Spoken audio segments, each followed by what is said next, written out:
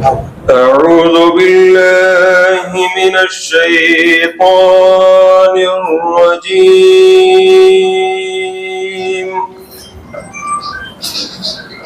بسم الله الرحمن الرحيم.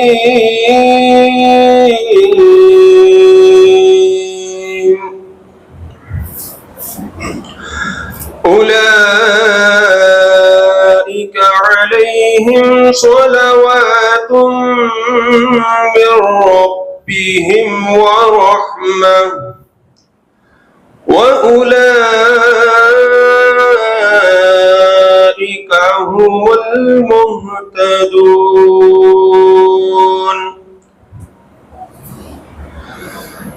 إن الصفا والمروة من شعائر الله،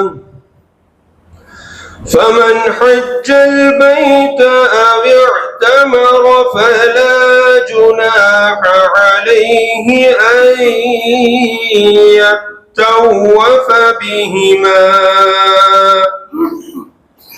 ومن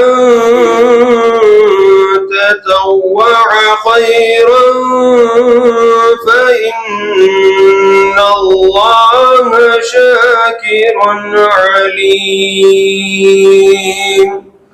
صدق الله العظيم. إن الصفا والمروة من شعائر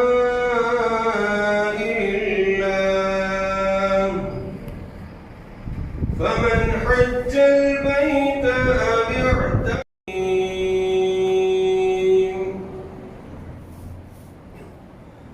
أولئك عليهم صلوات من ربهم ورحمة. इल्म है कि कर्नाटका हुकूमत की जानिब से, बैकवर्ड कमीशन की जानिब से घर घर सर्वे होने जा रहा है। ये सर्वे बहुत ही अहम है, आने वाले दिनों में हमारे लिए बहुत ही ज़रूरी है। मोहतरम हाज़रीन, इस पर इसकी फिक्र करते हुए और इस पर गौर फिक्र करते हुए कि इस सर्वे को कैसे कामयाब बनाया जाए और इस सर्वे का अहम मकासद क्या है, आने वाले दिनों में इस सर्वे से हमारे लिए क्या फ़ायदा होगा। मोहतरम हाज़रीन, ये सब मालूमात और ये सब जानकारी हासिल करना हम सब के लिए ज़रूरी है, इसलिए कि जिस चीज़ की जानकारी मालूमात हमको होंगे उसकी अहमियत भी हमारे अंदर बढ़ेगी, हमारे अंदर उसका जज्बा भी पैदा होगा और हम उसकी फिक्र में लगेंगे। इसलिए हमारी मजलिस मुंतजिमा के जिम्मेदार हजरात और इसी तरह ताहा बैतुल माल के जिम्मेदार हजरात और नौजवान कमेटी और इसी तरह नौजवान साथी और जनाब में इनका खास रोल रहा है। अल्हम्दुलिल्लाह, ये सब हजरात इस फिक्र को लेते हुए कि इस सर्वे जो होने जा रहा है इसको कैसे कामयाब किया जाए और इसको कैसे हम कामयाब बनाएं ताकि आगे चलकर हमारी कौम के लिए हुकूमत की जानिब से जो भी स्कीमें, जो भी रिजर्वेशन होते हैं, इसमें हम सबको कैसे फायदा हो, ये फिक्र लेकर अल्हम्दुलिल्लाह तमाम जिम्मेदार हजरात मिलकर ये आज की मजलिस मुनाकिद किए हैं। अल्हम्दुलिल्लाह व रहमतुल्लाहि व बरकातुहू।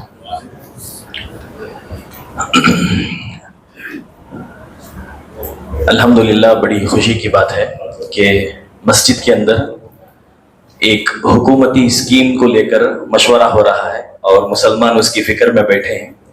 ये देखकर बड़ी खुशी हो रही है, क्योंकि रसूलुल्लाह सल्लल्लाहु अलैहि वसल्लम ने जो दीन दिया है इस्लाम, ये इबादत पे ख़त्म नहीं होता, इबादत पे शुरू होता है और ख़त्म माशरे पे, मामले पे और फिर सियासत के साथ दुनिया की जितनी भी फील्ड्स हैं, अल्लाह तबारक व तआला ने उस फील्ड की कामयाबी के लिए रसूलुल्लाह सल्लल्लाहु अलैहि वसल्लम को दुनिया में भेजा है। जब तक ये मुसलमान नहीं समझेंगे तब तक हो सकता है हमारी नमाजें अच्छी हो जाएं, लेकिन हमारे हालात और हमारे लिए अल्लाह की तरफ से फैसले सही नहीं आएंगे। अल्हम्दुलिल्लाह, खुशी की बात है कि एक गवर्नमेंट की स्कीम को लेकर, एक सर्वे को लेकर हम यहाँ जमा हुए हैं। मैं अल्लाह से दुआ करता हूँ अल्लाह आप सबकी इस कोशिश को और इस कुर्बानी को कबूल करे। आमीन सुम्मा आमीन। माशाअल्लाह, आप जो दीन समझने के लिए, और ये सीधा सीधा दीन है, ये भी एक बड़ा मसला कि हमारे यहाँ दीन बहुत छोटा हो गया है, हालांकि मुसलमान के लिए हर चीज दीन है, हर चीज। तो बहरहाल आप जो यहाँ आए हैं ये भी दीन है। आप उम्मत की फिक्र लेकर, इंसानों की फिक्र लेकर जो भी काम करते हैं वो दीन के खाते में जाता है। और ये जो सर्वे है, सेंसस है, पहले ये आज का ये जो हमारा सेशन है इंशाल्लाह हम इसे 3 हिस्सों में बांटेंगे। पहले एक इंट्रोडक्शन होगा कि ये कास्ट सेंसस और सोशियो इकोनॉमिक एंड एजुकेशनल सर्वे, इसका क्या मकसद है। फिर उसके बाद इसके सवालात पर, दूसरे हिस्से में हम इसके सवालात पर बात करेंगे। तीसरे हिस्से में आप सवाल कीजिए, अगर कोई बात आपको समझ में नहीं आई है या आप पूछना चाहते हैं तो आप सवाल कर सकते हैं। तो सबसे पहले ये सेंसस जो सर्वे हो रहा है ये है क्या? 3 सवालों पे उम्मत अटकी है। मैं मजाक से हमारे एक दोस्त को बोल रहा था कि खबर के 3 सवाल हैं, सेंसस 2025 के भी 3 सवाल ही है मुसलमानों को। तुम्हारी धर्म क्या है, तुम्हारी जात क्या है, तुम्हारी सब कास्ट क्या है। हालांकि इस पूरे सर्वे के अंदर जो सवाल हैं वो 60 सवाल हैं, और ये सिर्फ जात गिनने का सर्वे नहीं है, ये असल में हमारी समाजी हालत क्या है, समाज में, माशरे में हम कैसे हैं। और आसान किया जाए तो इसमें 3 बड़े अहम हिस्से हैं। पहले हमारी तालीम के बारे में सवाल है, फिर उसके बाद हमारी कमाई के बारे में सवाल है, फिर उसके बाद हमारे घरेलू जिंदगी, हमारे हाउस होल्ड और हमारी प्रॉपर्टीज, ये सारी चीजों के बारे में सवाल है। मतलब कैसा पढ़ रहे हैं, कैसा कमा रहे हैं, कैसा जी रहे हैं। ये 3 अहम चीजें इसमें पूछी गई हैं, क्योंकि यही इस सर्वे का मकसद है। ये सिर्फ मर्दमशुमारी नहीं है, लोगों के सर नहीं गिन रहे हैं, इसमें जातियों को गिना जा रहा है ताकि उनको उनके हालात के एतबार से नई स्कीमें बनाई जाए। समझ रहे हैं? तो ये बीच में भी अगर कोई बात समझ में नहीं है तो आप हाथ उठा के सवाल कर सकते हैं। अब एक सवाल होगा कि ऐसा सेंसस कब हुआ है? तो आजाद हिंदुस्तान में सबसे पहली बार होने जा रहा है। 1930 पर एक में हुआ था, जिसमें कास्ट सेंसस, ऐसा सेंसस जिसमें हमारे माशरे को और हमारी कमाई को और हमारे तालीम को असेस किया गया था। ये 1930 पर एक में हुआ था, उसके बाद फिर कभी नहीं हुआ। तो आज जो शुरू हुआ है सेंसस, ये एक तारीखी सेंसस है, और ये सेंसस हमारे फायदे के लिए है। इस्लाम का भी एक निजाम है कि मालदार पैसे देते हैं, वो माल गरीबों को दिया जाता है ताकि समाज में, सोसाइटी में बैलेंस बना रहे। अल्लाह ने माल पैसे वालों को दिया है, उनको ज़कात का हुक्म दिया, उनसे लिया जाता है और गरीबों को दिया जाता है ताकि गरीब भी अपनी गुर्बत से बाहर आए। बराबर यही निजाम दुनिया की हर हुकूमत चलाती है, और हमारी हुकूमत भी ऐसे ही कुछ निजाम चलाती है। अब पूरी कर्नाटका की आवाम, तकरीबन 7 करोड़ आवाम, तो 7 करोड़ आवाम को मदद की जरूरत नहीं है। समझ रहे ना भाई? जो हुकूमत चलती है, जो गवर्नमेंट फॉर्म होती है और वो चलती है, वो हमारे टैक्स के पैसों से चलती है। ये सबको मालूम है ना? हुकूमत हमारे पैसों से चलती है। हुकूमत के ओहदेदार से लेकर जिनको हम चुनकर असेंबली को भेजते हैं या कॉर्पोरेशन को भेजते हैं, वो सब जो तनख्वाह पाते हैं वो हमारे पैसों से होता है। बराबर, हमारे टैक्स के पैसों से। तो अब हुकूमत हमारे से टैक्स का पैसा ले रही है, उसकी जिम्मेदारी होती है कि वो डेवलपमेंट का काम करे। तो वो सबके लिए डेवलपमेंट का काम नहीं कर सकती। वो आइडेंटिफाई करते हैं कि किसको जरूरत ज्यादा है। क्लासिफिकेशन होता है जातों का, कि कौन सी जात है, कौन सी बिरादरी है, कौन से मजहब के मानने वाले हैं जिनको जरूरत है मदद की। जिसे कहते हैं जो पसमानदा तबके हैं, बैकवर्डनेस है। तो अब ये बैकवर्डनेस को आइडेंटिफाई करने के लिए गवर्नमेंट का तरीका ये है कि जात के जरिए से, मजहब के जरिए से, फिर और बहुत सारे सवालों के जरिए से मालूम करते हैं कि किस इलाके में ज्यादा डेवलपमेंट की जरूरत है, किस मजहब के मानने वालों में तालीम की कमी है। इसमें एक मजहब का कॉलम है, आप मुसलमान लिखाएंगे तो उसके बाद जितना भी डिटेल देंगे वो पूरा मुसलमानों के खाते में आएगा। समझ रहे भाई? तो ये सेंसस कोई हमारे खिलाफ सेंसस नहीं है, इससे डरने की बात तो नहीं है, बल्कि खुश होने वाली चीज है। और पूरी मुसलमान उम्मत को, बल्कि तमाम कर्नाटका के मुसलमान, नॉन मुस्लिम, सबको ये समझाने की जरूरत है कि हम सबको इस सेंसस के अंदर हिस्सा लेना है इंशाल्लाह। ठीक है भाई? क्योंकि बहुत सारे लोग जो सेंसस का अपोज कर रहे हैं ना आला लेवल में, उनको डर है कि अगर ये कैस्ट सेंसस में सही ढंग से सेंसस होगा तो बहुत सारे नए नए राज बाहर आएंगे। अब मुसलमानों का जो पॉपुलेशन हमको लास्ट सेंसस से मिला है वो 12.58 है। कांतराज कमेटी फॉर्म हुई थी 2015 में, कांतराज कमेटी की रिपोर्ट आई थी, उसको पूरे तरीके से उन्होंने खारिज कर दिया, लिया नहीं, एक्सेप्ट नहीं किया उसको। उसमें ये रिपोर्ट थी कि 12.58% मुस्लिम आबादी है।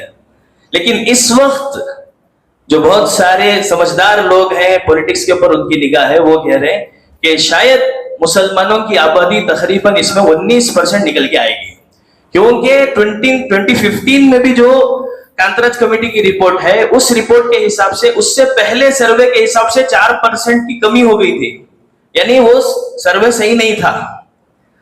इस बार सही ढंग से अगर मुसलमान हिस्सा लेंगे और सेंसस के अंदर ढंग से हम लिखाएंगे जवाब, तो हमारी गिनती बढ़कर आएगी, और जितनी हमारी गिनती बढ़कर आएगी उतनी हमारी हिस्सेदारी बढ़ेगी। इस चीज को समझने की कोशिश कीजिए। हम जितने परसेंट में पॉपुलेशन में आएंगे, हमारा पॉपुलेशन जितना सामने आएगा उतना ज्यादा हमारा रिजर्वेशन बढ़ेगा।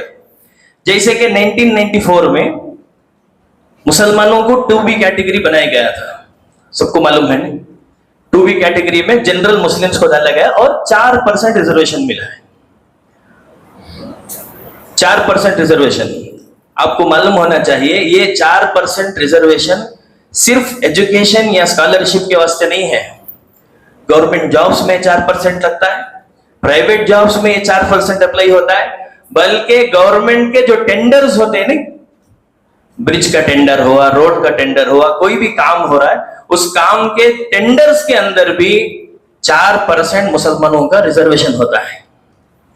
तो इसमें मुसलमानों के लिए अगर इस सेंसस में गिनती ज्यादा आई, 12% के बजाय ज्यादा परसेंटेज आता है, हम अच्छे तरीके से सेंसस करवाते हैं, हर घर को जाकर हर फैमिली का डिटेल बराबर तरीके से कराएंगे तो हमारी पॉपुलेशन ज्यादा आएगी, और इंशाल्लाह उसके बाद जो स्कीम्स बनेंगे उसमें हमारा रिजर्वेशन भी ज्यादा आएगा। ठीक है? तो ये अहमियत है इस सेंसस की। अब इस सेंसस के अंदर, जैसे कि मैं बोला थोड़ी देर पहले, 8, 9, 10 वो खबर के 3 सवाल तो हैं ही, उसके साथ साथ जिंदेपन के भी बहुत सवाल हैं। खबर में बाद में जाएंगे, पहले हम जिंदगी जो जी रहे हैं उस जिंदगी का थोड़ा जायजा लें। इसमें तालीम के बारे में बहुत अहमियत के साथ सवाल किए गए हैं।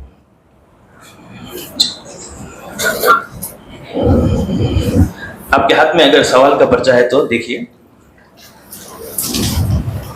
सवाल नंबर 19, क्वेश्चन नंबर 19, वो बड़ा है।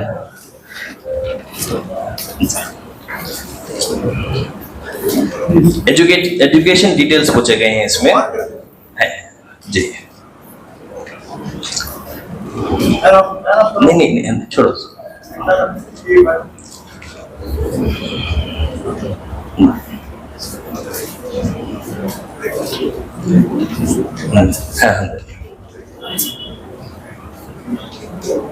तो एजुकेशन डिटेल्स के अंदर स्कूल पूछा गया है और हाईएस्ट क्वालिफिकेशन पूछा गया है। ये इतना अहम सवाल है जो कांतराज कमेटी 2015 की हुई है, मतलब उसमें जो रिपोर्ट आई है उसमें है कि टोटल एजुकेशन जो एसएसएलसी में है मुसलमानों की वो 11% है। कितने? यानी 80 पर 9 बच्चे 100 में से, या और छोटा करेंगे 10 में से 9 बच्चे फेल हो जाते हैं एसएसएलसी में, फेल होते हैं या उसके आगे नहीं जाते हैं। अब यहाँ बैठे हुए लोगों में बहुत सारे अहबाब हमारे बसंतगुड़ी के रहेंगे या फिर ऐसे इलाकों से रहेंगे जहां माशाल्लाह तालीम है और वहां घर 30-40 है, बराबर। तो फ्रेजर टाउन वालों को और मत्तीकेरे वालों को, बसंतगुड़ी वालों को क्या महसूस होता है कि हमारे घर में तो सब ग्रेजुएट्स हैं, हमारे पूरे एरिया में ग्रेजुएट्स हैं, ये फिर 10 में से 9 ड्रॉप आउट्स कहाँ हैं? मुसलमानों के बड़े बड़े एरियाज हैं, डीजे हल्ली है, केजी हल्ली है, नील संदर है, ऐसे बहुत सारे डेंसली पॉपुलेटेड मुसलमान, वहां घर जो है 30-40 में 8-8 घर हैं। उन लोगों में जो तालीम की गिरावट है, अगर हम उसको सीधा करने की कोशिश नहीं करेंगे फिर तो हमारा यहां बैठना बेकार है। ये हमारे दीन का बेहतरीन जो मिजाज है वो यही है कि खंजर चले किसी पे तड़पते हैं हम अमीर, सारे जहां का दर्द हमारे सीने में। गजा में बच्चा भूखा है तो हम तड़प रहे हैं, तो क्या केजी हल्ली, डीजे हल्ली, नील संदर के बच्चे जो भूखे हैं या जो नशे की तरफ जा रहे हैं, स्कूल से ड्रॉप आउट हो रहे हैं, क्या उनकी जिम्मेदारी हमारी नहीं है? और मैं आपको एक बहुत ताज्जुब की बात बताता हूं, डीजे हल्ली या केजी हल्ली या उसके आसपास के इलाके में ढंग का एक गवर्नमेंट स्कूल मुसलमान बच्चों को मुयसर नहीं है, गवर्नमेंट स्कूल, समझ रहे? तो ये सब हालात हैं। इन हालात में हमारी ये जिम्मेदारी बनती है, जब हम यहाँ बैठे हैं इसकी फिक्र कर रहे हैं, तो इस सेंसस में ये सारे डिटेल्स हमारे खुलकर सामने जाएं ताकि गवर्नमेंट के टेबल पे जब ये चीजें आएंगी तो वो हमारे लिए अच्छे स्कीम्स बना सके। समझ रहे भाई? तो एजुकेशन डिटेल्स में क्या पूछा जा रहा है? हाईएस्ट क्वालिफिकेशन क्या है? तो घर के जो अफराद हैं उसमें जो जो पढ़े हुए हैं वो लिखाएंगे, ठीक है। उसके बाद जो 21A है, 21A से लेकर 22 तक ये 4-5 सवालात सारी चीजें स्कूल डिसकंटिन्यू करने के बारे में है कि अगर कोई बच्चा स्कूल डिसकंटिन्यू कर रहा है, बच्ची स्कूल छोड़ रही है, तो किस वजह से छोड़ी है, समझे भाई? और इन सवालों के जो जवाबात हैं, एक ऐप में ये सर्वे हो रहा है, उसमें जब उस पर क्लिक करते हैं क्वेश्चन के आंसर पर, तो बहुत सारे वहां पर ऑप्शंस आते हैं। वो ऑप्शंस भी ऐप में गवर्नमेंट की तरफ से ही दिए गए हैं। अब जैसे कि 21 नंबर का सवाल है, indicate the standard at which dropped out from the school, ठीक है, 21A।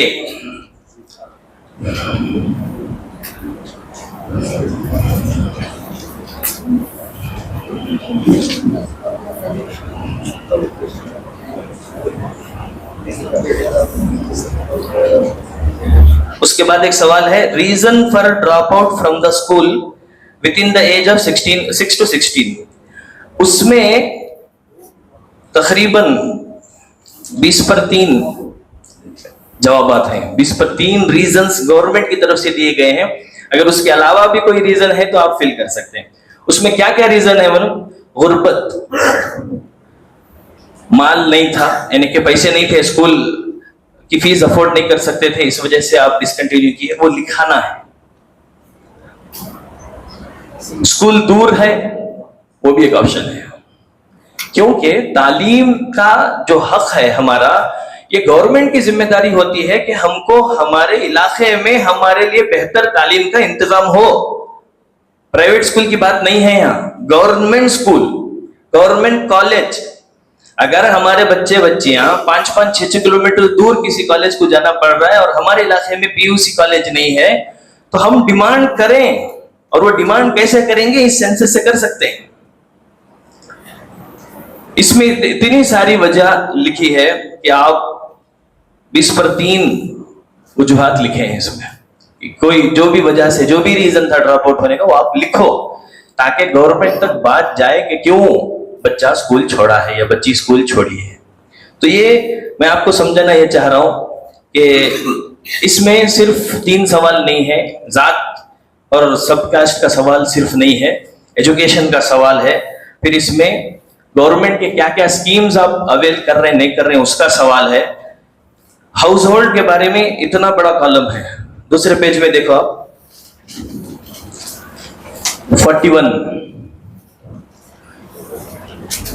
41 नंबर से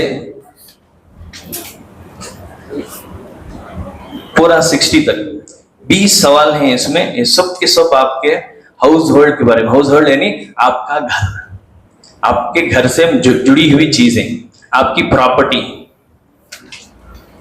ये सारे सवाल इसके अंदर है।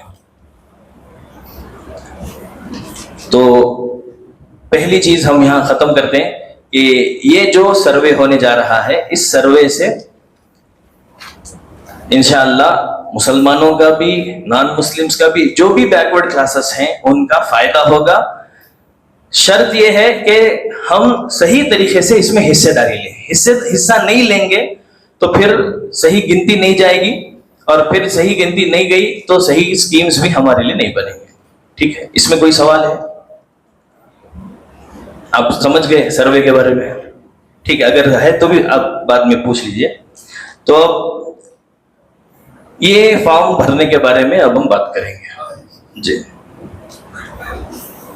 तो सबसे पहले फैमिली डिटेल्स पूछे जाएंगे आपको।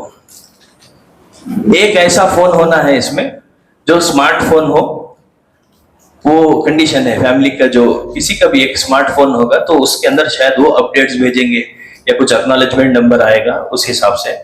उसके बाद में घर के जितने भी अफराद हैं सबके डॉक्यूमेंट्स आपको तैयार करके रखना है। ठीक है जी, कोई भी एक डॉक्यूमेंट, जैसे कि हाँ Aadhaar card, voter ID card, passport, driving licence, ऐसा कुछ भी जो इलेक्शन आईडी कार्ड, ये इसमें से कोई भी एक कार्ड है तो चलेगा। अगर छोटे बच्चे हैं तो उनका 6 साल से नीचे अगर है तो बर्थ सर्टिफिकेट पूछते हैं 6 साल से नीचे वालों।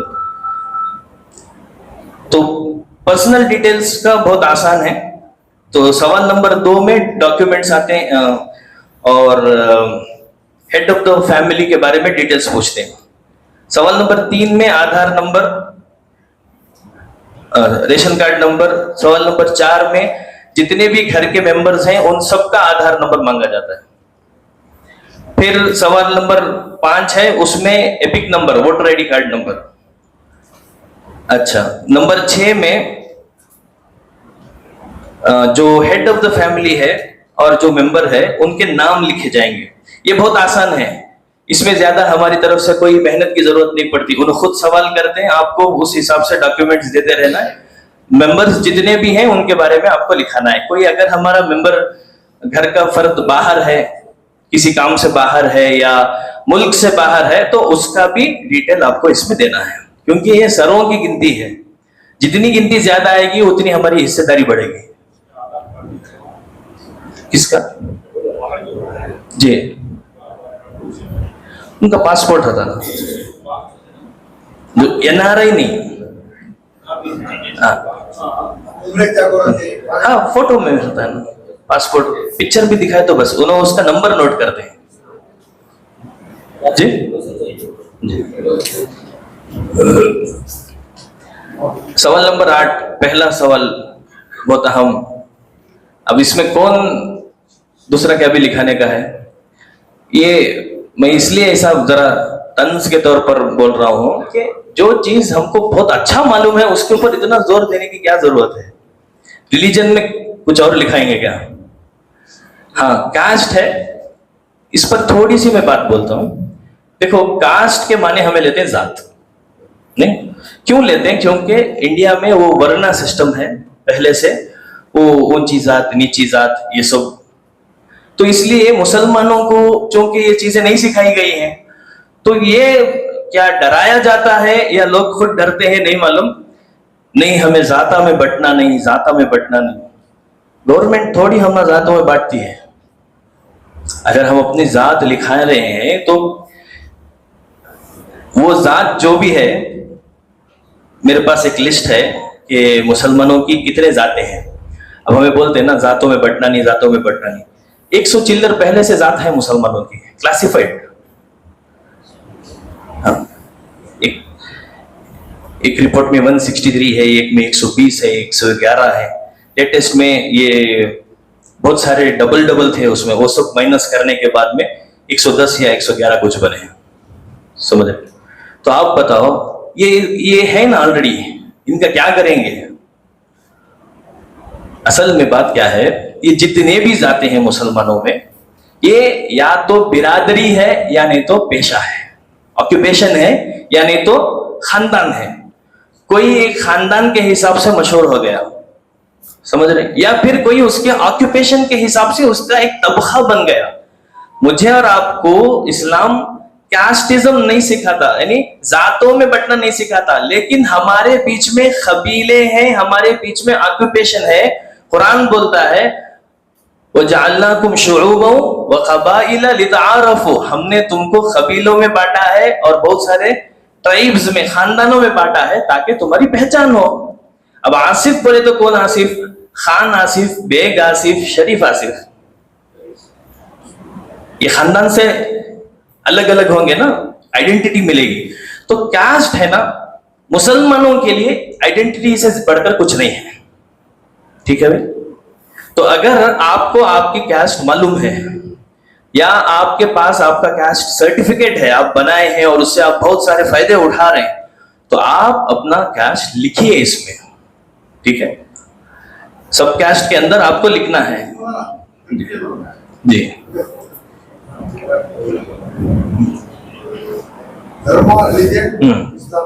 जी मुस्लिम, जी हाँ, सब कास्ट, जी जी बिल्कुल, जी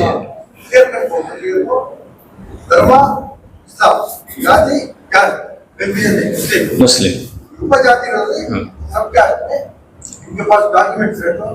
उसी के ऊपर जी हाँ, वो सब कास्ट की जो बात कर रहा हूं मैं, जो आपको मालूम है या आप जानते बोले ना, वो मैं बोल रहा हूँ आपके सब कास्ट की बात। आप अपने जो भी यहाँ पर 111 हैं, आपको मालूम रहता है ना आपकी कास्ट क्या है बोल, तो आप उसमें अपनी आइडेंटिटी लिखा रहे हैं, आप अपनी जात नहीं लिखा रहे हैं, आप अपने पहचान लिखा रहे हैं।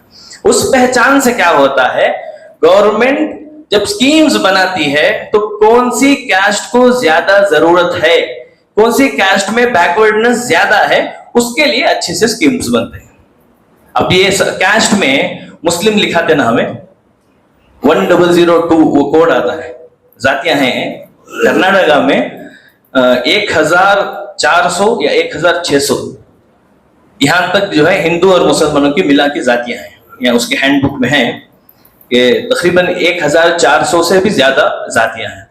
तो वो 1400 में तो जनरल मुस्लिम आता है ना, उसका कोड है 1002। तो वो कोड उन्होंने एंटर करते हैं, जब हमें बोलते हैं कि हमारी कास्ट मुस्लिम है तो उन्होंने वो कोड एंटर करते हैं, वो सवाल हो गया। सब कास्ट की मैं बात कर रहा हूं आपको। सब कास्ट में अगर आपको जात मालूम है तो आप अपनी जात जरूर लिखाइए।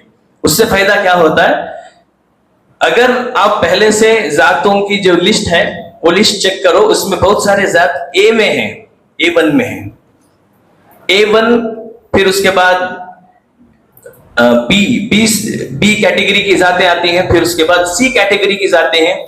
तो ये सारी जो कैटेगरीज अलग अलग हैं, इसमें रिजर्वेशन ज्यादा है। जैसे कि A1 में रिजर्वेशन मुसलमानों के बहुत सारे जाता A1 में आते हैं, उनका रिजर्वेशन जनरल मुसलमानों के रिजर्वेशन के साथ मिलके आता है, समझ रहे हैं? तो आपकी जात अगर A1 में है तो आप बिल्कुल उसे लिखाइए। अगर नहीं मालूम होने की सूरत में आप वहां पर उस हिस्से को छोड़ सकते हैं या वहां भी मुस्लिम लिखा सकते हैं। जी जी जी जी जी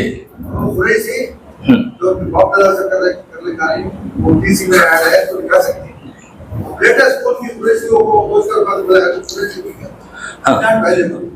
हाँ वो उसका आखिरी सवाल है यहाँ पे, वो सवाल पे हमें आते हैं। Whether caste certificate is obtained, यहाँ पूछ गए हो, अगर आपके पास वो सर्टिफिकेट है, मालूम आपको कैसा मालूम होता है आपकी जात क्या है बोलकर? आपके पास सर्टिफिकेट है तो मालूम होता है, सिर्फ जुबानी तो नहीं है, समझ रहे? क्लासिफाई हो गई ना, पूरे जात आप पहले से क्लासिफाई हो गई, और जब आप कैस्ट सर्टिफिकेट बनाते हैं तो आपको मालूम है, आप इनकम सर्टिफिकेट कैस्ट सर्टिफिकेट जब बनाए तो कौन सी सर्टिफिकेट बना, अगर जनरल बनाए हैं जनरल मुस्लिम तो वो 1002 वो जाता है कोड, नहीं अगर खास आपको मालूम है और बनाए भी हैं यहाँ पे, जैसे कि खसाब हैं, पिंजार हैं, जो भी हैं, तो वो जो है आप अपने सर्टिफिकेट के हिसाब से लिखाएंगे, ठीक है? यहाँ मेरा समझाने का तरीका, मतलब जो मैं समझाना चाह रहा हूँ, स्ट्रेस करके जो बोल रहा हूँ वो ये है कि जात लिखाना कोई गुनाह नहीं है, गलत नहीं है, बस इतना समझो, ठीक है? तो ये जात हमारे पास इस्लाम में है ही नहीं, हमें हमारी पहचान लिखा रहे हैं बस। सिस्टम इंडिया का ऐसा है कि यहाँ पर सिर्फ हमें नहीं है, गैर मुस्लिम हैं बहुत ज्यादा तादाद में है, और उनके पास जात का सिस्टम है, और गवर्नमेंट अगर उनका कुछ कल्याण करना चाह रही है, डेवलपमेंट करना चाह रही है, तो जात के हिसाब से करती है। तो जब उनके साथ वो मामला है तो हमारे साथ भी वही मामला हो रहा है, तो ये सिस्टम को अडेप्ट करने की जरूरत है। वो अडेप्ट कैसा करेंगे?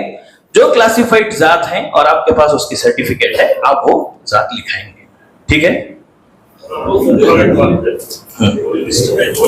जी? सर्टिफिकेट नहीं है फिर भी आप लिखा रहे हैं, तो उससे होता है क्या? उससे होता है क्या? वो एक जात क्लासिफाई होती है, जैसा ये क्लास बने नहीं, वो भी एक जात बनती है। जैसे इसमें आप देखेंगे सोनार मुस्लिम के 2 जाता है, ये लिस्ट आपके पास शायद नहीं है, मैं आपको सुना रहा हूं। 105 फिर 106, इसमें 2 में क्या फर्क है? एक में ओ है, एक में यू है। क्या हुआ जब लोग अपना कैस्ट लिखा है तो कौन की ओ से सोनार लिखाया, कौन की यू से सोनार लिखाया, लेकिन वो तादाद इतनी थी, वो गिनती इतने नंबर्स में थी कि दे हैव क्लासिफाइड दिस, उन्होंने एक जात माने हैं और उसका नंबर भी दिए हैं, समझ रहे हैं? तो क्लासिफाई होने के बाद सर्टिफिकेट बनती है। बराबर साहब, आप इसके बारे में कुछ बोले जी? तो इस हिसाब से आपको जात के बारे में सवाल है तो आप जवाब देंगे। उसके बाद 13, 14, 15, 16, 15, अच्छा इसमें सिंपल सवाल हैं, मर्द औरत का सवाल है, एज है, फिर मदर टंग भाषा पूछे हैं।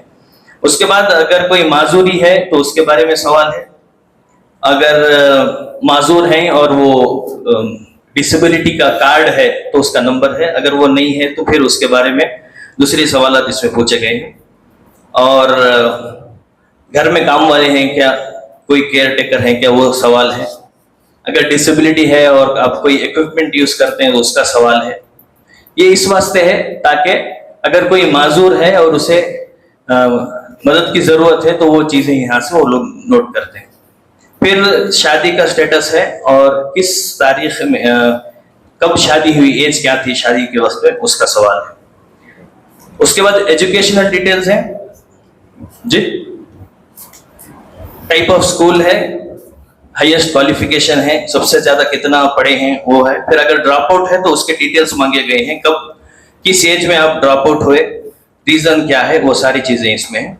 अगर इलिटरेट है, बिल्कुल स्कूल गए नहीं, तो उसका रीजन पूछे, तो क्या रीजन है आप लिखाइए, जो भी रीजन है, स्कूल नहीं थी आपके इलाके में या सहूलत नहीं थी, वो सारी चीजें आप इसमें लिखा सकते हैं। उसके बाद जो 24 से जो सवाल है, 24 और 25, इसके अंदर गवर्नमेंट से क्या बेनिफिट्स आप ले रहे हैं, एजुकेशनल बेनिफिट्स, अगर कोई स्कॉलरशिप ले रहे हैं तो वो आप इसमें मेंशन कीजिए। गवर्नमेंट जॉब का बेनिफिट आपको मिला है तो वो इसमें मेंशन करना है। स्कूल, रेसिडेंशियल स्कूल या हॉस्टल में है, फिर स्कूल स्कॉलरशिप मिल रही है, तो कौन सी स्कॉलरशिप आपको मिल रही है वो यहाँ लिखा हो ताकि वो और कंटिन्यू हो। और रिजर्वेशन से आपको क्या बेनिफिट्स मिले हैं तो वो भी आप लिखा सकते हैं कि अगर आपको कभी कॉन्ट्रैक्ट मिला है या उसके जवाब हैं, यहाँ पर क्या क्या उसके जवाब हैं मैं आपको सुनाता हूं।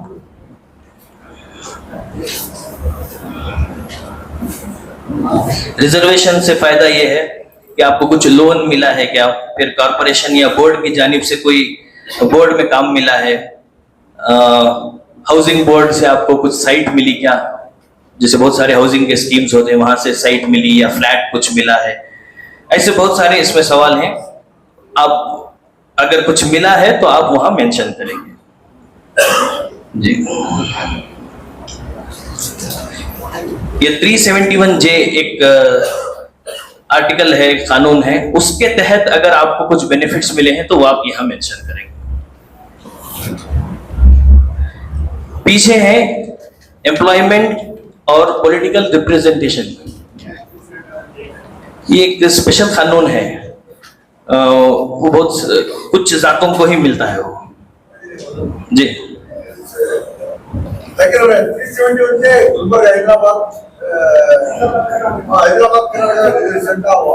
हैदराबाद कर्नाटक रीजन का जी वो रीजन के हो गया और गवर्नमेंट स्कीम्स के बारे में भी हो गया। फिर यहाँ पर जो है आप एम्प्लॉयमेंट के सवाल हैं, तो आर यू करंटली एम्प्लॉयड, तो इसमें एक प्रॉपर जॉब अगर है तो एम्प्लॉयमेंट का आप स्टेबल जॉब अगर है तो आप लिखाइए एम्प्लॉयमेंट यस बोल के। अगर प्रॉपर जॉब नहीं है, डेली वेजेस पे अगर काम है, जैसे कॉन्ट्रैक्ट का काम है, तो वो एम्प्लॉयमेंट के अंदर नहीं आता, ठीक है। प्राइवेट सेक्टर्स में अगर कुछ काम है, जॉब है, तो उसके बारे में सवाल है सैलरी बेसिस के ऊपर। ऑक्यूपेशन क्या है, बिजनेस, अगर बिजनेस कर रहे हैं तो क्या बिजनेस है। एमएसएमई जो इंडस्ट्रीज में रजिस्टर करते हैं और उससे फायदा उठाते हैं एमएसएमई का, अगर वो स्कीम से कुछ आप उसमें रजिस्टर करे हैं तो आपकी इंडस्ट्री, उसके बारे में ये सवाल है। फैमिली का ट्रेडिशनल ऑक्यूपेशन क्या है, यानी खानदानी पेशा, जैसे कि खसाब है, बहुत सारे खानदानी पेशे हैं, वो उसके बारे में सवाल है।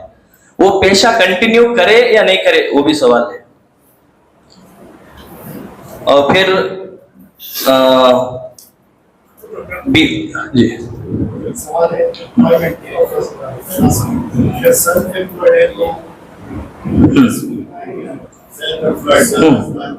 हाँ, वो बिजनेसमैन सेल्फ एम्प्लॉयड पूरा अलग कैटेगरी।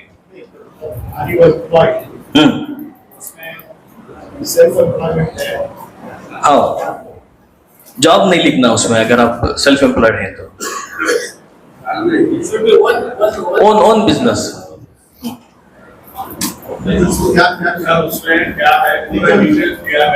इसमें 12 ये हैं ऑप्शंस हैं, जैसे कि इसमें है कि काम है तो कैसा काम है, डेली वेजेस पे काम है, या फर्स्ट सवाल 26 पूछ रहे हैं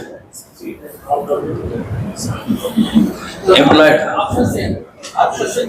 हर क्वेश्चन के ऑप्शन है आपके वो स्क्रीन पे आते हैं, जब आप वहां आते हैं तो उस पे आते हैं, और यहाँ में बना को भी रख ले सकते हैं, उर्दू में भी है, इंग्लिश में भी है।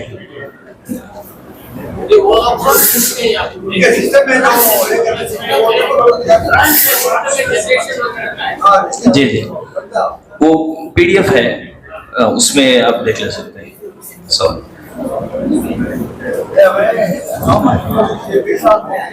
अब उनका काम रहता है ना, उस हिसाब से उनको समझाना।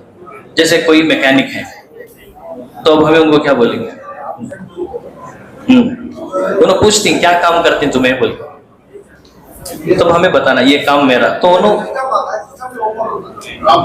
हाँ ड्रॉप डाउन में पूरे ऑप्शंस आते हैं, उन्होंने पूछ को ये कर, खाली हमें इतना देख लेना कि हमें जो बोल रही वो बराबर।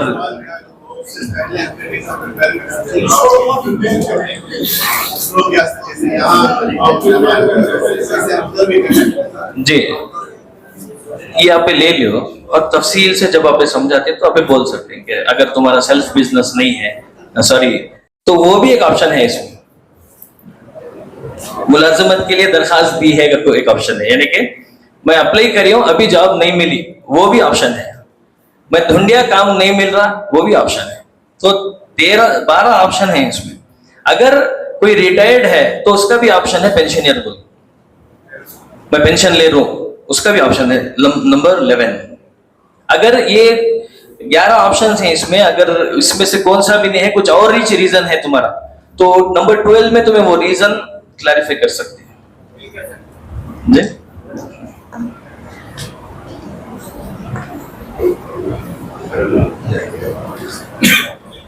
डिजीज सवाल नंबर 30 पर 32। अगर कोई बीमारियां हैं जिसकी वजह से यानी काम की वजह से, जैसे कि कोई डॉक्टर थे, नर्स थे या कुछ और काम था उनका, उसकी वजह से उनको बीमारी आई, पैंडेमिक में कुछ हुआ, तो वो उसका भी सवाल है। इन तुम्हारे एरिया में अगर कोई बीमारी हो रही है, जैसे कि नाले के पास कोई एक कॉलोनी है और वहां के लोगों को कुछ बीमारी हो रही है, तो वो भी आप इसमें मेंशन कर सकते। Daily veg workers in unorganised sector, जो छोटे छोटे बिजनेसेस हैं उसमें जो रोजाना जाकर काम करे, जैसे कोई पैकिंग का काम करते हैं या छोटा काम है उनका, बड़ी कंपनी में काम नहीं है, प्राइवेट छोटी सी कंपनी में अगर उन्होंने डेली वेजेस पे काम कर रहे हैं, तो उसका भी सवाल है। सवाल नंबर 33, उसके अंदर उनको जवाब देना पड़ता है।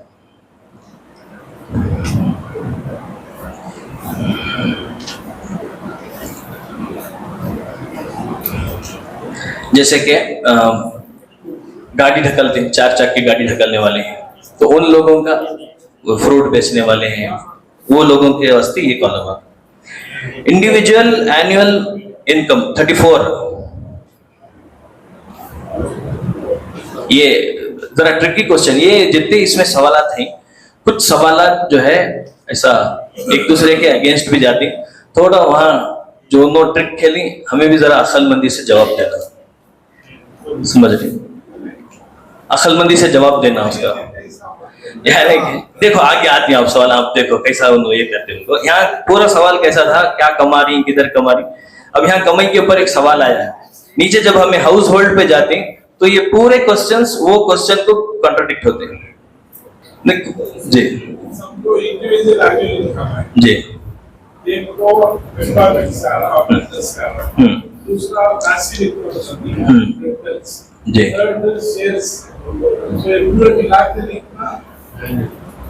आप अगर टैक्स पेयर हैं तो आप लिखो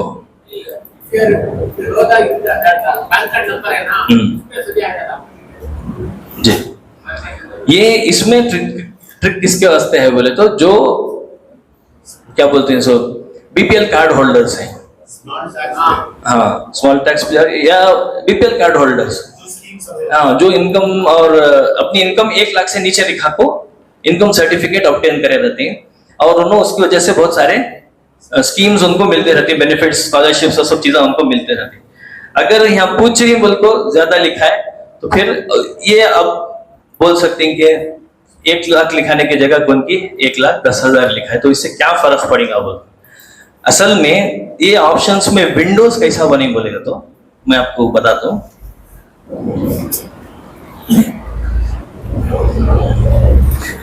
देखो फर्स्ट ऑप्शन है, जैसे आप एनुअल इनकम के ऊपर जाते हैं, individual annual income, first option आता है 20,000 से कम है मेरी एनुअल इनकम, ठीक है, ये तो बहुत कम लोगों का आएगा। सेकंड ऑप्शन क्या है, 20,000 से 1 लाख तक है मेरी एनुअल इनकम, तो यहां तक भी सेफ है, BPL card holder is safe till 1 lakh. अगर उन्हें नहीं मेरी इनकम 1,10,000 है या 1,20,000 है, महीने को 10,000 कमा रहा हूं, तो 1,20,000 लिखो बोले आप, तो उन्हें 1,20,000 नहीं लिख सकता एन्यूमरेटर, उन्हें क्या करता, थर्ड ऑप्शन सेलेक्ट करता है, और थर्ड ऑप्शन क्या है, 1 लाख से 2.5 लाख, समझ रहे। तो ये विंडो बड़ा है, तो ये यहाँ थोड़ा जब हमें अवेयर करते हैं तो ये समझा को ये करना है कि अगर तुम्हें इनकम सर्टिफिकेट बनाए हैं तो उसमें जितना मेंशन करें उतना चीज में मेंशन करें। यहाँ ये tricky question for taxpayer there is no tricks. फिर उसके बाद का सवाल है, are you a taxpayer. अगर आप हैं तो आप उसका सवाल लिखेंगे हाँ या ना, इसका विंडो छोटा, 2 चीजें, 2 ऑप्शंस आते हैं उसके। आपके पास बैंक अकाउंट है क्या पूछ रहे हैं, तो आप बैंक अकाउंट कौन सा है वो लिखना। अच्छा, अगर आपको किसी जी सवाल है जी, कुछ पूछ रहे क्या, पूछना पूछो। अच्छा, कौन से बैंक में अकाउंट है? कमर्शियल है या पोस्ट ऑफिस में है या क्या बोलते हैं सेंट्रलाइज्ड बैंक में है? उसका जवाब आपको देना है। आप जो बैंक का नाम बोलते हैं उस हिसाब से वो ना सेव कर लेते हैं। SBI बोले तो वो सेंट्रलाइज्ड बैंक बोलना, लेकिन उन्होंने ऑप्शन यहाँ एक ही चीज पूछी और आधार कार्ड वाला तो पूरी हिस्ट्री आ जाती है, आ जाता है। यार सिंपल का पूरा आ जाता है। उसके बाद कंप्यूटर चलाते क्या सवाल है कि आप या आपको किसी स्किल डेवलपमेंट का पूछ रहे हैं ना कि अगर तुम ना कौन से तो भी स्किल डेवलपमेंट यानी कि डेवलपमेंट स्किल सिखाना है, ट्रेनिंग कराना है, तो वो कौन सा चाह रहे हैं तुम्हें? तो बहुत सारे सवाल हैं यहाँ जी। जैसे कि तुम्हें automobile, auto parts, electrician, electronics, pharmaceutical, food processing, बहुत सारे ऑप्शंस दिए हैं। तकरीबन 11 ऑप्शंस हैं। अगर लेडीज बोल रहे हैं कि हम ना कुछ दस्तकारी यानी रेशम का बुनाई ये वो जो करते हैं ना जरी का वो काम अगर तो ये जितने जवाब वहां जाएंगे जो ज्यादा नंबर में रहेगा तो उन्होंने उसे कंसिडर करते हैं कि ये स्किल ये इलाके में ये मजहब वालों में या ये जात वालों में डिमांड है, तो उसके वास्ते उन्होंने कोर्सेस कंडक्ट करा सकते हैं। फिर उसके बाद है हेल्थ इंश्योरेंस का सवाल है। कंप्यूटर चलाते हैं क्या पूछ रहे हैं? अगर कंप्यूटर चलाने आता है तो उसके बारे में लिखना। और हेल्थ इंश्योरेंस, अच्छा पीपल्स रिप्रेजेंटेटिव। अब पीपल्स रिप्रेजेंटेटिव किसे बोलते हैं? ये किसी ब्लॉक प्रेसिडेंट, यूथ प्रेसिडेंट, इन सब पीपल्स रिप्रेजेंटेटिव नहीं। ऑफिस बेरर है ना, यानी कि जो बोर्ड्स कैसा बोल सकते हैं इसे, पंचायत जी। तो ये ज्यादातर जो है जो जी यहाँ अर्बन में क्या आएगा? काउंसलर, बराबर। जो इलेक्टेड बॉडीज में रहते ना उन लोग अपने आप को क्या बोलते हैं पीपल्स रिप्रेजेंटेटिव करके लिखा सकते हैं। काउंसलर है, MLA है, इस तरह के लोग। अब ये सवाल इस वास्ते है कि यहाँ चेक कर रहे हैं कौन से कैस्ट के लोगों में और कौन से मजहब के लोगों में पॉलिटिकल रिप्रेजेंटेशन है, किसमें ज्यादा है किसमें कम है। और हम ना सब मालूम है हमारे पास कितनी है, तो क्या लिखाना है आप लिखो। समझ गए नहीं? Youth president, block president, ward president इसमें नहीं आता, उन्हें मैं अपने आप को पीपल्स रिप्रेजेंटेटिव नहीं लिख सकता यहाँ पर। उसके बाद सवाल है ऑफिस बेरर इन corporation, board, cooperative society. Boards यानी बहुत सारे गवर्नमेंट के स्टेट रन बोर्ड्स हैं, वो बोर्ड्स में अगर क्या तो भी आप चेयरमैन हैं या कुछ आपका ओहदा है तब आप इसके अंदर अपना जवाब लिख सकते हैं। अगर नहीं तो ये खाली छोड़ना है। ये खाली छोड़ेंगे यानी कि नहीं कर को अगर जवाब आता है तो इससे भी हमारा रिप्रेजेंटेशन कितना है नहीं है ये गवर्नमेंट के सामने टेबल हो रहा है। अब ये हाउस होल्ड का लास्ट कॉलम जो 20 सवाल हैं ये हाउस होल्ड के बारे में है। Do you own a land? 41। क्या आपके पास जमीन है या नहीं है? अगर आप ओनर हैं, जमीन है तो आप लिखो, अगर नहीं है तो नहीं लिखो। अगर ओनर हैं तो उन्हें पूछ रहे कौन सा लैंड है, टाइप ऑफ लैंड, यानी कि हमने पहले से मैं खरीद या हूं या बाप दादा से मिली है, ये उसके जवाब आते हैं। और ये भी है उसमें कि एग्रीकल्चर के लायक है या नहीं है, फार्मिंग के सुटेबल है या नहीं है। हाउ एक्वायर्ड में वो जवाब आता है, आप खरीदे या बाप दादा से मिली। वो एक घर का एक ही चुना हिसाब रखा, अलग अलग, लेकिन यहाँ ऑप्शन एक ही है। एक जवाब नहीं होता है, एक ही जवाब दे सकते हैं सब।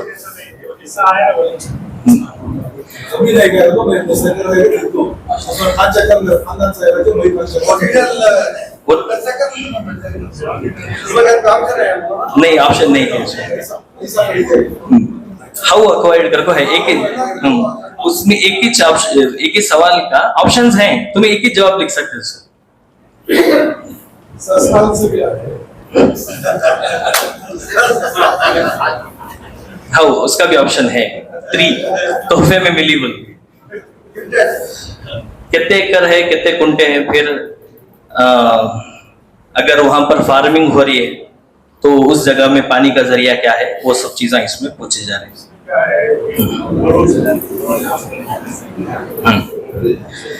लैंड डेवलपमेंट, अगर जमीन आपकी गार्डनिंग के वास्ते, एग्रीकल्चर के वास्ते सूटेबल है तो वो एग्रीकल्चर के लिए इनकी जो स्कीम्स आती हैं वो आप अवेल कर सकते हैं।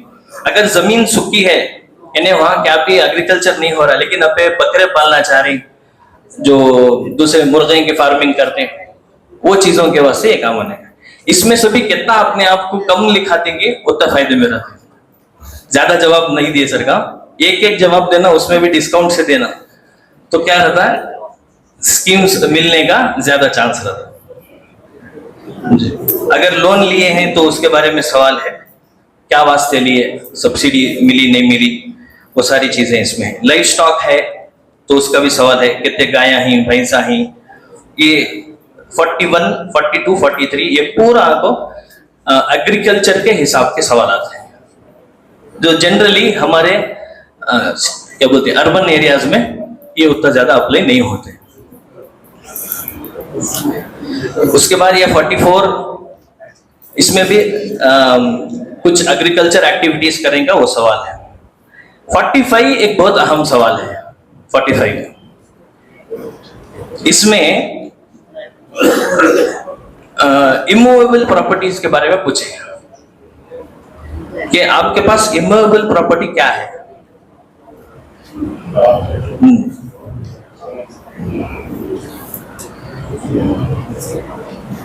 ऑप्शंस क्या आते हैं जी, वो तो मूवेबल में आ जाता है नहीं, ट्रांसपोर्ट के जगह।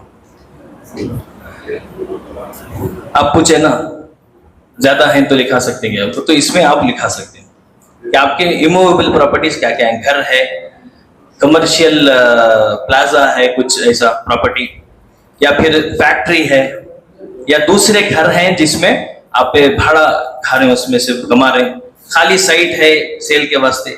उसके बाद उसमें गिनती भी पूछते हैं, आगे आपका जवाब गिनती कितने हैं वो पूरे लिखा सकते हैं। मूवेबल प्रॉपर्टीज के बारे में सवाल है, गाड़ियां, गाड़ी कितनी है, कार है क्या, गाड़ी 2 wheeler, 3 wheeler, fridge, computer, laptop, air condition, ये घर में जितनी भी चीजें हैं जो मूवेबल हैं वो क्या क्या हैं उसके बारे में सवाल है। बैलगाड़ी है क्या, ट्रैक्टर है क्या, वो सब चीजें इसमें पूछे। 47 में है benefits obtain from government, government से आप क्या क्या सहूलतें लिए हैं, तो आप जो भी सहूलतें लिए हैं वो आप इसमें लिखना। इसमें जो है बहुत सारे स्कीम्स हैं, गंगा वेलफेयर स्कीम और आत्मनिर्भर स्कीम है, बहुत सारे हैं जो अलग अलग सेक्टर्स के लोगों के रास्ते मिलते हैं। बुढ़ापे की पेंशन, बेवा पेंशन, माजूर पेंशन, किसान क्रेडिट कार्ड, भाग्य लक्ष्मी स्कीम, हेल्थ इंश्योरेंस, गृह लक्ष्मी स्कीम, वो 5 गारंटी जो मिलते हैं, वो सब स्कीम्स वगैरह कौन सी आप ले रहे हैं वो सब चीजों के ऊपर टिक करना। अच्छा,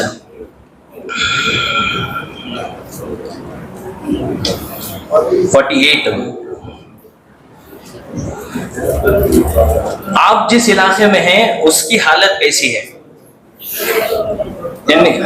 जी 48 में पूछा जा रहा है आपका इलाका कैसा है, यानी कि वो रूरल है, अर्बन है, स्लम है, रेवेन्यू एरिया है और पहाड़ी एरिया है, जंगल एरिया क्या है, वो सारी चीजें इसमें पूछते हैं। आपका एरिया कैसा है वो। उसके बाद में जो 49 में आपका जो घर है और वो घर कैसा आप इस्तेमाल कर रहे हैं, यानी कि कच्चा घर है, पक्का घर है, इसके बारे में सवाल है। इसमें 5 ऑप्शंस हैं कि आपका घर को आरसीसी छत है क्या, नहीं अपार्टमेंट है, या मिट्टी का कच्चा घर है, और वो भी नहीं तो झोपड़ी है क्या, ये सब सवाल इसमें है। ये इस वास्ते ताकि हाउसिंग स्कीम्स जो आते हैं उसका बेनिफिट मिलने के वास्ते। यहाँ अगर आप लिखाएंगे कि घर है लेकिन कच्चा घर है, तो कंस्ट्रक्शन के वास्ते जो स्कीम है गवर्नमेंट की तरफ से, जो हाउसिंग बोर्ड की स्कीम आती है कि घर बनने के वास्ते उन्हें पैसे देती है, या बहुत सारे जगह जो है घर बन को देती है उन्होंने, हमें जगह दिखाई जी नहीं, भाड़े का घर रेंटेड का ऑप्शन नहीं है इसमें है।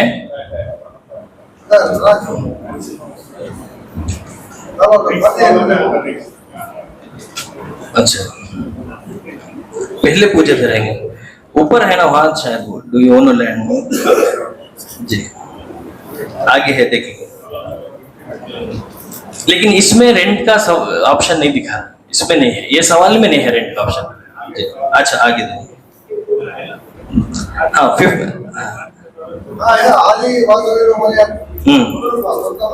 बढ़ गया मैंने।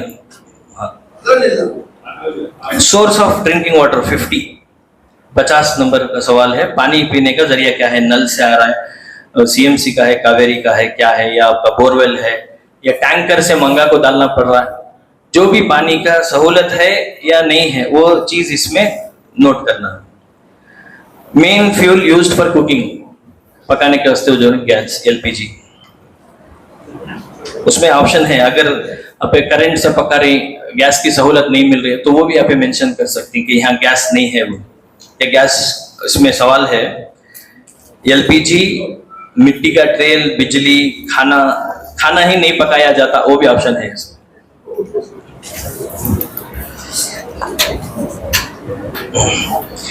Nature of ownership of your present dwelling place, यहाँ आपको सवाल है कि आप ज़ाती घर में हैं, किराए के घर में हैं, क्वार्टर है, या हाउसिंग स्कीम से आपको कोई घर मिला है, या सरकारी जमीन पर आप अपनी तरफ से घर बनाकर रह रहे हैं, ये सब इसके अंदर जवाब दें। साइट है क्या आपके पास, आपके कोई जाती जमीन है क्या, उसका भी सवाल है। कौन सी जमीन वो में तुम्हें खरीदे या गवर्नमेंट से मिली, वो सारी चीजें इसमें मेंशन करना है। टॉयलेट फैसिलिटी के बारे में सवाल है, घर के अंदर है, घर के बाहर है, नहीं पब्लिक टॉयलेट जाकर यूज कर रहे हैं, उसका भी इसमें ऑप्शन है। और करंट वगैरह के बारे में सवाल है कि रोशनी कैसी है तुम्हारे एरिया में, स्ट्रीट लाइट्स हैं क्या, नहीं है, वो करंट। आज के जो 20 सवाल है ये house head of the house hold की नहीं, अब हाउस होल्ड बोले तो घर में सभी है ना, हेड भी है, मेंबर्स भी हैं। ये जो दूसरे सवाल है हाँ, ये जो है सिर्फ हेड के बड़े पहला जो कॉलम था उसमें हेड ऑफ द फैमिली का आया, कमाने में भी हेड ऑफ द फैमिली का आया, एजुकेशन में बच्चों का आया। अब यहाँ हाउस होल्ड में ये सब का सब कर किसके बारे में पूछ रही, घर को पूछ रही सुनो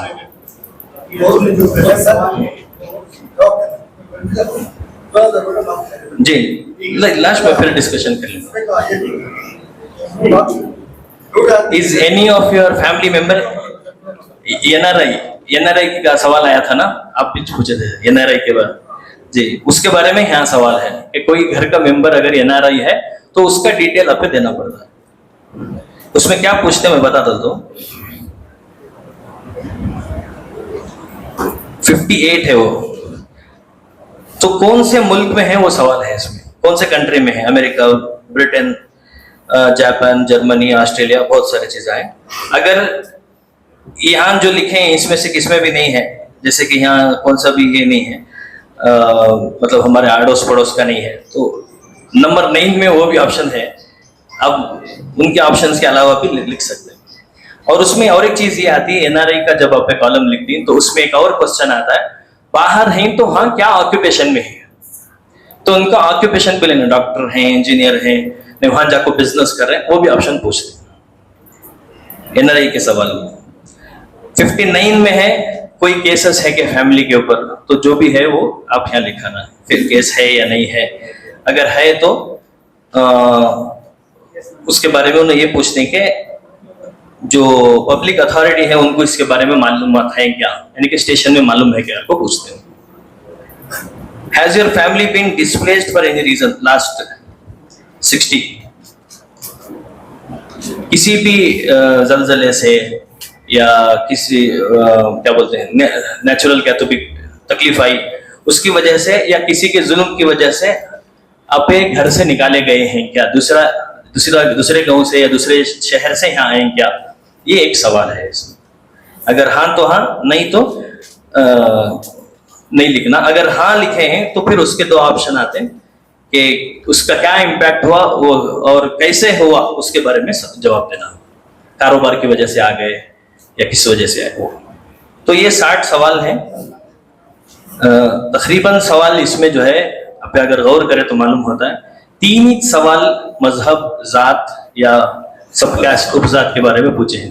3 ही सवाल, बाकी जो बेहिसाब सवाल हैं इसमें 57 जो दूसरे क्वेश्चन हैं उसमें 10 पर्सनल डिटेल्स के रख लो।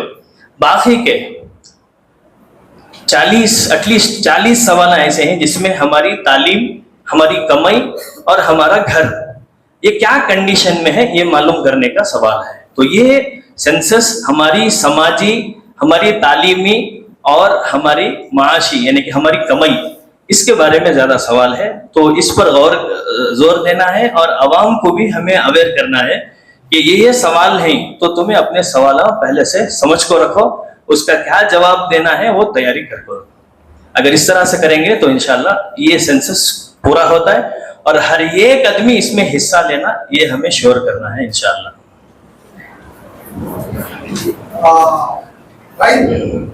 जो ऑफिशियल सपोर्ट हो रहती है ये सेंसस के वास्ते, उसके साथ हमें भी क्या मुस्लिम जो साथ देते हैं हमें भी क्या साथ दिए जाते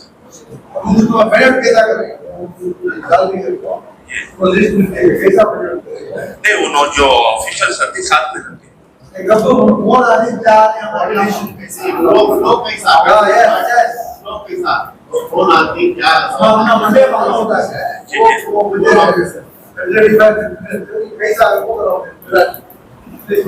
नहीं, सवेरे जो छोड़ेश्वरी में है ना आंगनबाड़ी और कार्यकर्ता उनके साथ में भी रुको। अब अपना के एरिया को नहीं है, एसबीएम कॉलोनी उधर सब नहीं है। सो ऑफिशियली हम हमें ऑफिशियली कैसा होता वो एक जो गवर्नमेंट स्टाफ टीचर्स के बाद में फिर आशा कार्यकर्ता से आंगनबाड़ी वर्कर से उसके साथ में पीएलओ से कोऑर्डिनेट करने का वास्ते बीबीएमपी से अपॉइंट कर पाएंगे। फील्ड में वर्क करते हैं इन टीचर्स से प्लस आंगनबाड़ी वाले पीएलओ से। क्या ये नहीं इसमें से तुम्हारे बीबीएमपी स्टाफ में एक पीएलओ अलग बना कोई उन्होंने जी जी कम्युनिकेट करने का हिस्सा जरा स्किप कर डाले और स्टिकर पे जाते हैं। हाँ वो स्टिकर किसी हालत से मारना नहीं, वो जो अवेयरनेस होगा जो स्टिकर है किला बेड़ी से पड़ता है स्टिकर हमारे अंदर क्या है थोड़ा मजा आती है वो स्टिकर नहीं करना वो कोड नंबर नहीं मारुति प्रोफेशनल तुम्हें क्या काम करते हैं वो मार सकते हैं कसब कैसा ಮಾಡ್ತಿರ್ತಾರೆ 4 ಮಂದಿ ಅಂತಿದ್ದಾರೆ ಬೇಗ ಅಂತಿದ್ದಾರೆ 111 ಜಾತಿ ನಿಮ್ಮ ಮಸ್ಜಿದ್ ಅಂತ ನಾನು ಮೆಸೇಜ್ ಕಳಿಸ್ತೀನಿ ಆ ಜಾತಿ और ಕುಲ ಕಸಬದ ಮೇಲೆ ನೀವು ಬರೆಸಬೇಕು ನಮ್ಮ ಈ ಜಾತಿಗೆ ನಮಗೆ ಇದು ಈಗ ನಮ್ಮ ಪಿಂಜಾರ್ ಅಂದ್ರೆ ಅತಿ ಕೆಲಸ ಮಾಡೋರಂತ ಅಂದ್ರೆ ತಡಿ ಮಾಡೋದು ವೆಟರ್ನರಿ ಅದೊಂದು ಅದನ್ನೇ ಬರ್ತಾರೆ ಎಲ್ಲಾದಕ್ಕೂ ಒಂದೊಂದು ಜಾತಿಗೂ ಒಂದು ಕುಲ ಕಸಬನ್ನ ಮೆನ್ಷನ್ ಮಾಡಿದ್ದಾರೆ ಅದರ ಪ್ರಕಾರ ನೀವು ಬರೆಸ್ರಿ ಅವ್ರ ಮುಂದೆ ಅವರು ನಿಮ್ಮ ಆರ್ಥಿಕತೆ ಏನಿದೆ ನಿಮ್ಮ ಹಣಕಾಸಿನ ವ್ಯವಸ್ಥೆ ಹೇಗಿದೆ ನೀವು ಕೂಲಿ ಮಾಡ್ತಿರೋ ಯಾವ ತರ ಜೀವನ ಅದ್ರ ಮೇಲೆ ಅವರು ಒಂದು ಅಸೆಸ್ ಮಾಡಿಬಿಟ್ಟು ನಿಮಗೆ ರಿಸರ್ವೇಶನ್ ಫಿಕ್ಸ್ ಮಾಡ್ತಾರೆ ನಿಮಗೆ ರಿಸರ್ವೇಶನ್ ಫಿಕ್ಸ್ ಮಾಡೋದ್ರಿಂದ ನಿಮ್ಮ ಮಕ್ಕಳ ವಿದ್ಯಾಭ್ಯಾಸ ಭಾರಿ ಅನುಕೂಲ ಆಗುತ್ತೆ ಫಾರ್ ಎಕ್ಸಾಂಪಲ್ ಪಿಂಜಾರ್ಗೆ 1994 ಚಿನ್ನಪ್ಪರೆಡ್ಡಿ ಆಯೋಗ ಕಮಿಷನರ್ ಎಲ್ಲಾ ಕಡೆ ಸರ್ವೆ ಮಾಡಿ ಅವರ ಆರ್ಥಿಕ ಪರಿಸ್ಥಿತಿ ಮೇಲೆ ರಿಸರ್ವೇಶನ್ ಡಿಕ್ಲೇರ್ ಮಾಡಿದ್ರು ಇವತ್ತು ಆ ಜಾತಿಯವರು ಇವತ್ತು ಬಹಳ ಎಜುಕೇಶನ್ ಮುಂದೆ ಬಂದಿದ್ದಾರೆ ಅದೇ ರೀತಿ ಸರಿ ಪ್ರತಿಯೊಬ್ಬ ಉಪಜಾತಿಗೂ ಅವರ ಪೊಸಿಷನ್ ಮೇಲೆ ರಿಸರ್ವೇಶನ್ ಕೊಡಬೇಕಂತ ನಿರ್ಧಾರ ಮಾಡಿದ್ದಾರೆ ಸರಿ ಅದರ ಪ್ರಕಾರ ನೀವು ಯಾವುದೇ ಸಂಕೋಚವಿಲ್ಲದೆ ನಿಮ್ಮ ಉಪಜಾತಿಯನ್ನು ಬರೆಸ್ರಿ ಅವ್ರು ಅದ್ರ ಮೇಲೆ ಅವರು ಡಿಸೈಡ್ ಅಂತಾರೆ ಎಷ್ಟು ಪಾಪ್ಯುಲೇಷನ್ ಇದೆ ಈ ಜಾತಿ ಸಬ್ ಜಾತಿಗಳು ಅಂತ ಹೇಳಿ ಜಾತಿಯವರು ಅದ್ರ ಮೇಲೆ ನಿಮ್ಗೆ ರಿಸರ್ವೇಶನ್ ಕೊಡ್ತಾರೆ ಅದ್ ಮುಂದೆ ನಿಮ್ಗೆ ಮಕ್ಕಳಿಗೆ ಫೀಸ್ ಕಟ್ಟಕ್ಕಾಗ ಎಲ್ಲಕ್ಕೂ ಅನುಕೂಲ ಆಗುತ್ತೆ ಸುಮ್ಮನೆ ನಾವ್ ಏನ್ ಮಾಡ್ತೀವಿ ಎಲ್ಲ ಒಂದೇ ಕೆಟಗರಿ 2B ಅಂತ ಹೇಳ್ತೀವಿ 2B ಅಂದ್ರೆ ಫೀಸ್ ಜಾಸ್ತಿ ಇದೆ ನಿಮ್ ಉಪಜಾತಿ ಹೇಳೋದಕ್ಕೆ ನೀವು ಸಂಕೋಚನೆ ಪಡಬೇಡ್ರಿ, ಏನಾಗಲ್ಲ. ಅಲ್ಟಿಮೇಟ್ ನಾವು ಒಂದೇ ಕಬ್ರಸ್ತಾನ್ ಹೋಗ್ತೀವಿ, ಒಂದೇ ಮಸೀದಿಗೆ ನಮಾಜಿಗೆ ಬರ್ತೀವಿ. ನಮಗೆ ಉಪಜಾತಿ ಹೇಳೋದ್ರಿಂದ ನಮ್ಮ ಮಕ್ಕಳು ವಿದ್ಯಾಭ್ಯಾಸಕ್ಕೆ ಅನುಕೂಲ ಆಗ್ತದನ್ನಾಗಿದ್ರೆ ನೀವು ಸಂಕೋಚ ಇಲ್ಲದ್ರೆ ದಯವಿಟ್ಟು ಬರ್ಸ್ರಿ, ಏನಾಗಲ್ಲ. ಎಲ್ಲ ಇದೆ 111 ಜಾತಿ ಮಸೀದಿ ದಾಖಲೆಯಲ್ಲಿ ನಾನು ವಾಟ್ಸ್ಆಪ್ ಮಾಡ್ತೀನಿ, ನೋಡ್ಕೊಳ್ಳಿ. ಅದ್ರ ಪ್ರಕಾರ ನೀವು ಬರ್ಸ್ರಿ ಸರ್, ಎಲ್ಲವೂ ಬರ್ತಾರೆ ಸರ್. अस्सलाम वालेकुम। आज यहाँ मस्जिद ताहा के अंदर जो कास्ट सर्वे हो रहा है, कास्ट सेंसस हो रहा है, सोशल और एजुकेशनल सर्वे किया जा रहा है कर्नाटका के अंदर। इस सिलसिले में जमा हुए थे, एक अवेयरनेस प्रोग्राम था। इसमें 2 अहम बातें समझने की है। पहली चीज ये है कि इसमें 60 सवाल हैं और वो 60 सवाल से आपकी समाजी कंडीशन और तालीम का क्या हाल है और कमाई का क्या हाल है, यानी आप कैसा पढ़ रहे हैं, कैसा कमा रहे हैं, कैसा जी रहे हैं, इसके ऊपर ज्यादा सवालात हैं।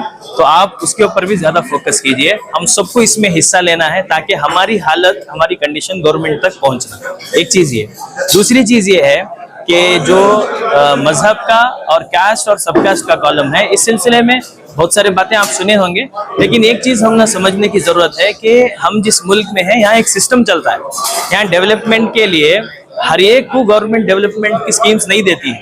आपको वो कास्ट सिस्टम में आना पड़ेगा और उसी सिस्टम के थ्रू आपको बेनिफिट्स अवेल करना पड़ता है।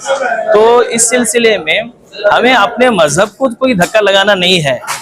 हम अपना अगर पहचान या हमारी बिरादरी या हमारा जो पेशा है उसका अगर जिक्र कर रहे हैं सब कास्ट में, तो हम अपने दीन को कोई नुकसान नहीं पहुंचा रहे हैं।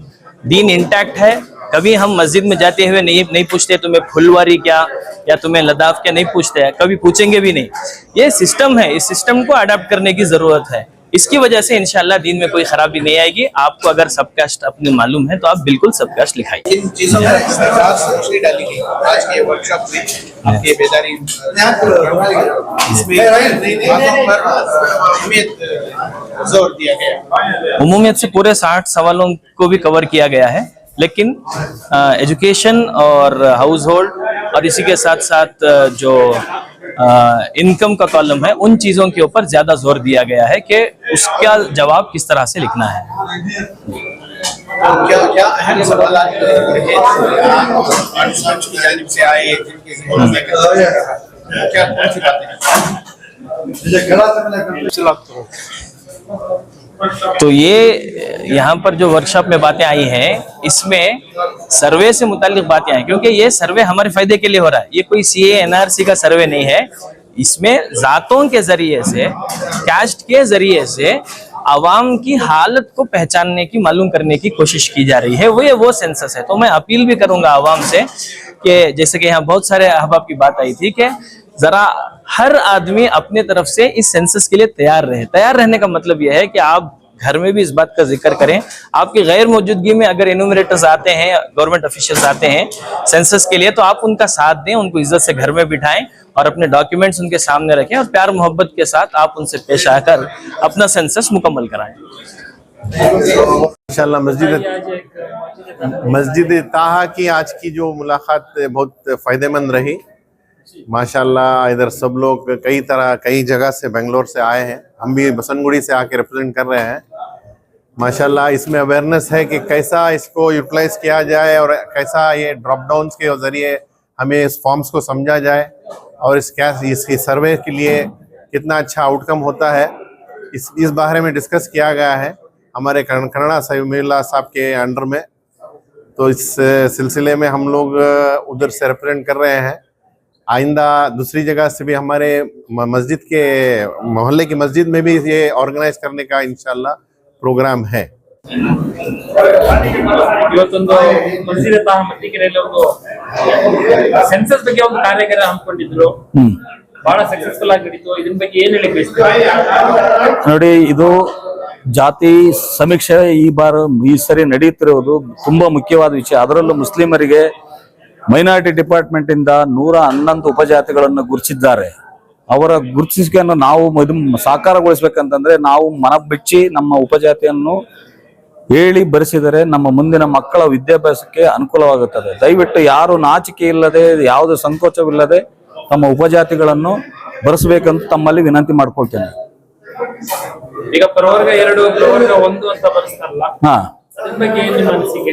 ಈಗ ಪ್ರವರ್ಗ 1 1994ರಲ್ಲಿ ನದ, ಪಿಂಜಾರ್, ಕಸಾಬ್ 11 ಜಾತಿಗಳಿಗೆ ಪ್ರವರ್ಗ 1ರಲ್ಲಿ ಮೀಸಲಾತಿ ಕಲ್ಪಿಸಿದ್ರಿಂದ ಇವತ್ತು ಆ ಉಪಜಾತಿಗಳು ಇವತ್ತು ಶೈಕ್ಷಣಿಕದಲ್ಲಿ ಮುಂದೆ ಬಂದಿದ್ದಾರೆ. ಅದರ ಅನುಕೂಲತೆಗಳನ್ನ ಅವ್ರು ಪಡ್ಕೊಂಡ್ರು. ಅದೇ ರೀತಿ ಬೇರೆಯವರು ಪಡ್ಕೊಳ್ಬೇಕನ್ನೋದು ನಮ್ಮ ಅಭಿಪ್ರಾಯ. ಎಲ್ಲಾ ಕಡೆ ಅವೇರ್ನೆಸ್ ಆಗ್ಬೇಕಂತ ನನ್ನ ಅಭಿಪ್ರಾಯ. ಹೌದು, ಎಲ್ಲಾ ಕಡೆ ಎಲ್ಲಾ ಮುಸ್ಲಿಂ ಜನಾಂಗಕ್ಕೂ ಇದು ತಲುಪಬೇಕಿದೆ.